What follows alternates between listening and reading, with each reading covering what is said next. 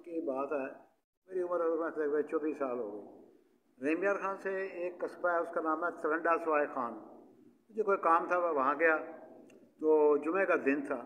मैं वापस आ रहा था सुजुकी पिकअप वैगन पे, ड्राइवर के साथ बैठा था। ईद के दिन थे तो उस वक्त घास पट्टा ये बकरियों के लिए आम चलता था। मैं ड्राइवर के साथ फ्रंट सीट पे बैठा था तो हमारे करीब से ना एक रेड़ा गुजरा जिसके ऊपर घास वगैरह थी और ऊपर दो बंदे बैठे थे। ठीक है, तो मैंने जब उसको हमने क्रॉस किया ना तो मैंने ना ऐसे नज़र करके देखा कि घास के ऊपर दो बंदे बैठे हैं। मैंने मुंह से इजहार नहीं किया, मेरे दिल में एक ख्याल आया कि ये तो टक टक टक करता जा रहा है रहीम यार खान, हमने तो अभी पहुंच जाना है।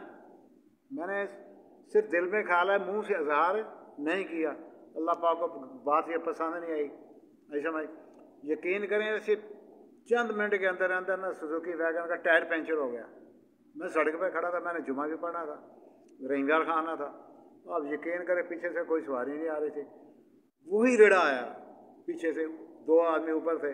मैंने उनको हाथ दिया, उन्होंने रोका, मैं उसके ऊपर बैठा और उन्होंने मुझे रहीम यार खान पहुँचाया। साथ ऊपर बैठा मैं अपना हंस भी रहा था। मैं क्या, तुम कहते थे भी ये कब पहुँचेगा, हम तो अभी पहुँच जाएगा।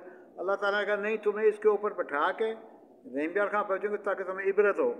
ये वाक़या 46 साल कबल का है, लेकिन मैं आज तक नहीं भूल सका। सारे गुरूर का सार नीचे, हालांकि मैंने मुँह से इज़हार नहीं किया था, सिर्फ दिल में मेरे बात आई थी कि यार हमने तो अभी पहुँच जाना, ये तो आहिस्ता आहिस्ता ही जा रहा है। लेकिन अल्लाह ताला को ये बात पसंद नहीं आई। हमें यह सबक मिलता है कि हमेशा आजिज़ में रहें, गुरूर का सार हमेशा नीचे होता है। अल्लाह हाफ़िज़।